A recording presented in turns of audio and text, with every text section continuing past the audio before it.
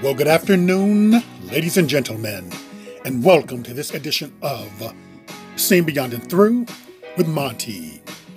Right before you, you see Mr. Kanye West, or I should say formerly known as Kanye West, legally known as Ye. But this stirred up a lot of controversy about 3 weeks ago now, when he wore this infamous White Lives Matter t-shirt.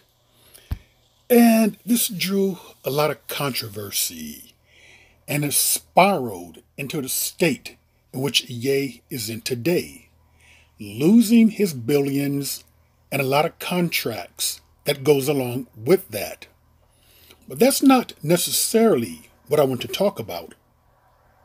What I do want to talk about is the White Lives Matter shirt here.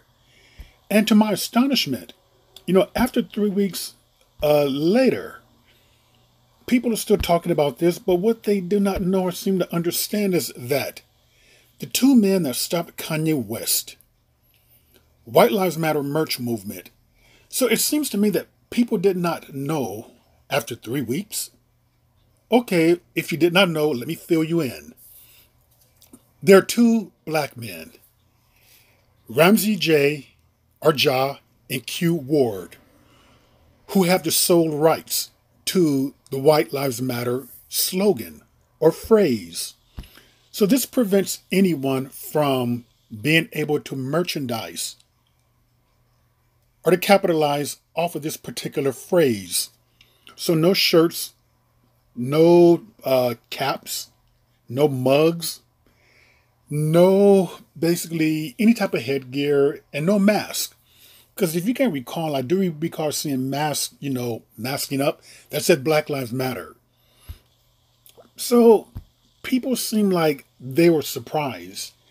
And I'm very surprised that people do not bother to read, do research, go on the internet, find out certain things. Hey, it's all free.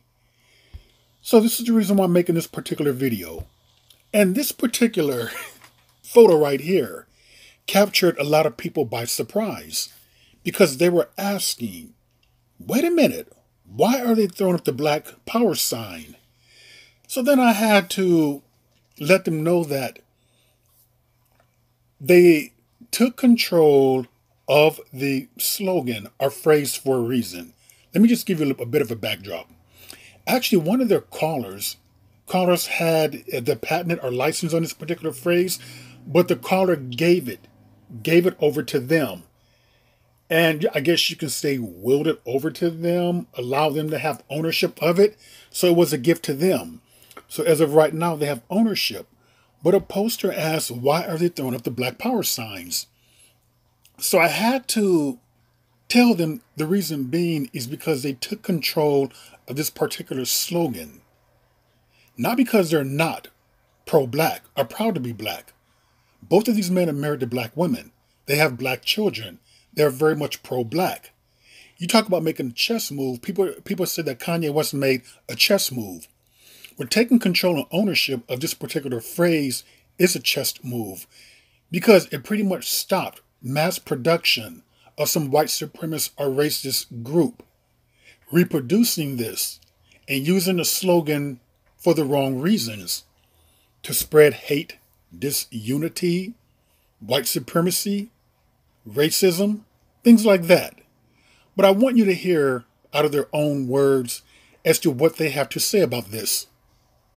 Books. And when you think about it, go ahead, Chris. Oh, I'm sorry, go ahead. No, go ahead, Q, go ahead. I was going to say, seeing that phrase on a t-shirt, like imagine, I'd like to paint a picture, sitting on your porch, and someone walking up to your home with a Confederate flag over one shoulder, a Trump flag over the other shoulder, Make America Great Again hat on, a t-shirt that says White Lives Matter on the front, and that says slavery was a choice on the back. And imagine that person holding a bullhorn and saying through it, George Floyd was not killed by police, but he died from a drug overdose. Imagine how that would make you feel, and then explain to me why I should feel different because the person wearing all of that stuff is a creative genius. I mean, so the picture you paint is really important, right, Allison? The idea of why, and as that point, I mean, so many people have been asked to compartmentalize based on what you've said. The idea of it's okay as long as it's somebody who is not white who's wearing it, or somebody is able to be applauded for a very different aspect of his life. That's most important to you, to be able to remove the opportunity to capitalize on that. Exactly. We feel like, in fact, it's well documented that the term White Lives Matter rose up in opposition to the affirmation that Black Lives Matter.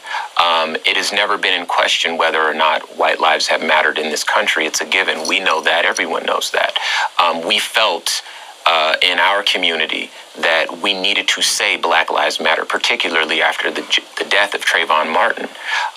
And so, again, these other matter terms and phrases have rose up in opposition to that, to weaken the message, to dilute the movement, and to just be contradictory in nature, to give other people talking points in a conversation when the phrase was originally intended to affirm our lives having value. And so, again, being at the helm of something like this, being able to be be the decider, feels very important. It's among the heaviest things that we've had to do as radio hosts of a civil, a social justice radio show that we do because we believe in the greater good of all people. We believe that we can come together across cultural lines, racial lines, tribal lines, and have conversations and really grow. That's at the heart of everything we're trying to do. And we believe that the maneuver that or rather the position that we've taken, will yield the most good for the most people. That's our hope, and we're going to do our best to do right by everyone. And so, Quentin, very quickly, that picture that you painted of, how sort of off-putting it was, what's your message to Kanye West, or Ye, as he goes by, and Candace Owens, who are the ones who wore those T-shirts so publicly? I'm actually glad you asked that question, because a lot of people who see the headline and the picture assume that we have some personal beef or problem with Kanye West or Ye, and we don't, right? We just don't like the hurt that comes from that message, whether it be intentional or not, and we're just trying to limit as much as we can the amount of people that have to relive trauma or be triggered or feel pain from a message that had such negative intentions. Okay, so you heard them. They did not want it to get into the wrong hands and be used in the wrong way, to divide people, to spread hate, to spread disunity, to spread evil, pretty much. This is the reason why they took ownership of this particular phrase or word.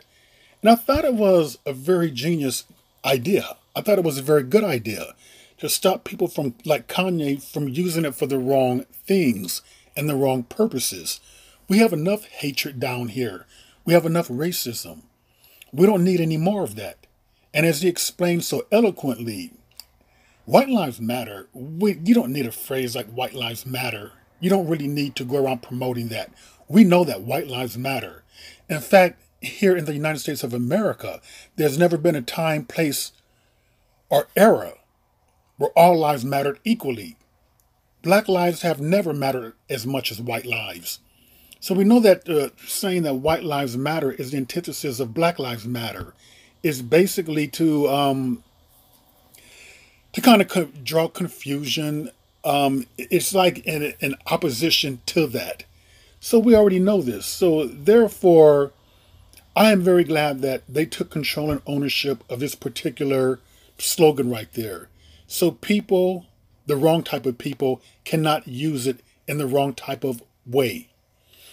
So that's just a little brief synopsis or information, take it as you may, as to the two black men who have the trademark of White Lives Matter. And I'm glad it's in their hands and not in any other's hands. And with that, ladies and gentlemen, that is another edition of Stand Beyond and Through with Monty. And I will see you all beyond and through.